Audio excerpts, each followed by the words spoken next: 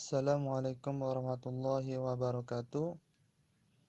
Kami dari Teknik Industri Reguler semester 5 akan mempresentasikan tugas kelompok APK dan Ergonomi. Nama kelompok ada Muhammad Alfirido, Royhan Ashifa, Fadel Ardiansah, dan Yusuf Subhan. Tema materi: pengukuran beban kerja fisik karyawan di perusahaan perawatan mesin industri dengan metode fisiologi kerja.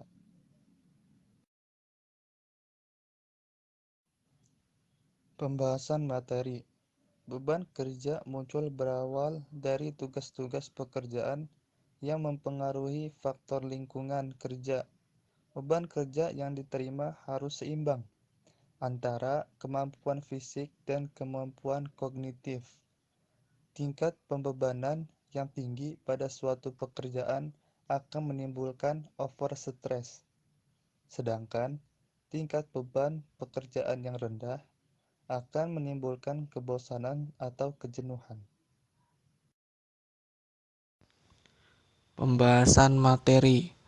Perusahaan perawatan mesin industri adalah perusahaan yang bergerak di bidang jasa perawatan mesin industri yang mempunyai dua divisi, yaitu divisi operasional dan divisi manajemen.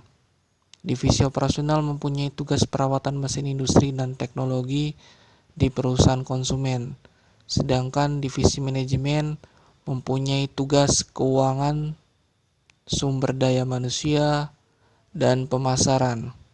Kedua divisi tersebut saling bekerja sama berdasarkan tugas masing-masing dan beban kerja masing-masing. Jam kerja dua divisi tersebut adalah yaitu shift 1 jam 6 sampai jam 13.00 waktu Indonesia Barat, shift 2 jam 14.00 sampai jam 21.00 waktu Indonesia Barat. Pembahasan materi. Kemudian untuk mengukur tekanan denyut nadi karyawan perusahaan perawatan mesin industri menggunakan alat oximeter, waktu pengambilan data setiap jam kerja untuk setiap shift kerja, yaitu pada saat sebelum bekerja, waktu istirahat, dan sesudah bekerja. Pengukuran beban kerja menggunakan metode fisiologi kerja. Pengukuran beban kerja fisik dilakukan dengan mengukur denyut jantung karyawan perusahaan perawatan mesin industri dari sebelum bekerja, waktu istirahat, dan sesudah bekerja. Pengukuran beban kerja fisik karyawan di perusahaan perawatan mesin industri dengan metode fisiologi kerja. Terdapat tabel rekapitulasi pengukuran denyut nadi karyawan per menit. Di dalam tabel ada 5 responden dan 2 shift yang terbagi shift 1 dan shift 2. Untuk responden 1, sebelum bekerja 61, waktu istirahat 56, sesudah bekerja 51 untuk shift 1. Untuk shift 2, sebelum bekerja 55, waktu istirahat 50, sesudah bekerja 45. Responden 2 untuk shift 1, 58 sebelum bekerja, waktu istirahat 53, sesudah bekerja 48. Untuk shift 2, 57 sebelum bekerja, waktu istirahat 52, sesudah bekerja 47. Responden 3. Untuk shift 1, sebelum bekerja 64, waktu istirahat 59, sesudah bekerja 54. Untuk shift 2, sebelum bekerja 68, waktu istirahat 63, sesudah bekerja 58. Responden 4 shift 1, sebelum bekerja 66, waktu istirahat 61, sesudah bekerja 56. Waktu untuk shift 2, sebelum bekerja 74, waktu istirahat 69, sesudah bekerja 64. Rumus perhitungan beban kerja. Yang pertama, denyut nadi sebelum bekerja dikurang denyut nadi waktu istirahat dikurang denyut nadi sesudah bekerja sama dengan jumlah total denyut nadi karyawan. Yang kedua, jumlah total denyut nadi dikurang 30 rata-rata masa kerja sama dengan masa kerja sekarang. Yang ketiga, 220 maksimal kekuatan denyut nadi dikurang jumlah total denyut nadi sama dengan denyut nadi maksimal. Perhitungan beban kerja karyawan. Terdapat di dalam tabel ada responden, ada 5 responden, shift, denyut nadi, masa kerja, dan denyut nadi maksimal.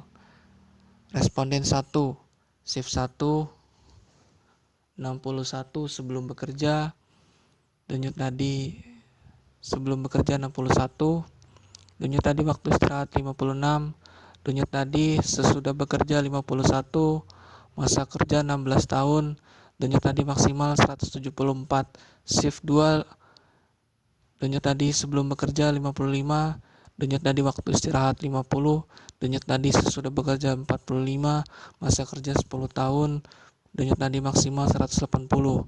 Responden 2, shift 1, denyut nadi sebelum bekerja 58, denyut nadi waktu istirahat 53, denyut nadi sesudah bekerja 48, masa kerja 13 tahun, denyut nadi maksimal 177. Shift 2, denyut nadi sebelum bekerja 57, denyut nadi waktu istirahat 52, denyut nadi sesudah bekerja 47, masa kerja 12 tahun, denyut nadi maksimal 178. Responden 3, shift 1, denyut nadi sebelum bekerja 64, denyut nadi waktu istirahat 59, denyut nadi sesudah bekerja 54, masa kerja 19 tahun, denyut nadi maksimal 171.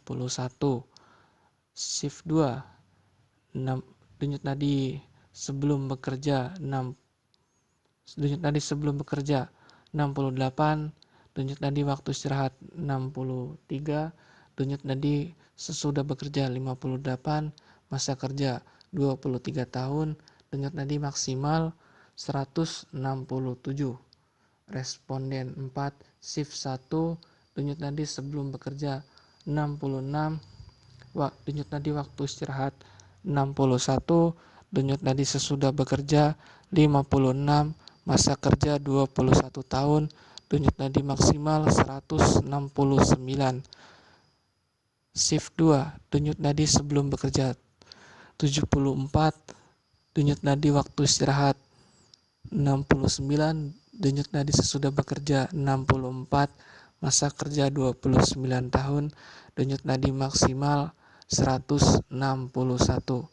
Responden 5, shift 1, denyut nadi sebelum bekerja 72, denyut nadi waktu istirahat 67, denyut nadi sesudah bekerja 62, masa kerja 27 tahun, denyut nadi maksimal 163, shift 2, denyut nadi sebelum bekerja 70, denyut nadi waktu istirahat 65, denyut nadi sesudah bekerja 60, masa kerja 25 tahun, denyut nadi maksimal 165. Tabel tersebut adalah tabel perhitungan untuk mengetahui klasifikasi beban kerja karyawan.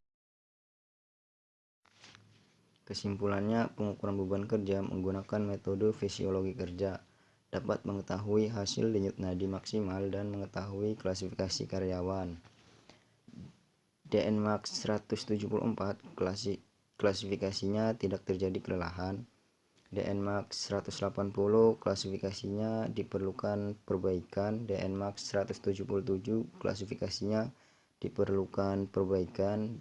DNMAX 178 klasifikasinya sama, diperlukan perbaikan. DNMAX 171 klasifikasinya tidak terjadi kelelahan. DNMAX 167 klasifikasinya tidak terjadi kelelahan. DNMAX 169 klasifikasinya tidak terjadi kelelahan. DNMAX 161 klasifikasinya tidak terjadi kelelahan. DNMAX 163, klasifikasinya tidak terjadi kelelahan. DNMAX 165, klasifikasinya tidak terjadi kelelahan. Berdasarkan hasil perhitungan menggunakan metode fisiologi kerja, terdapat 5 responden.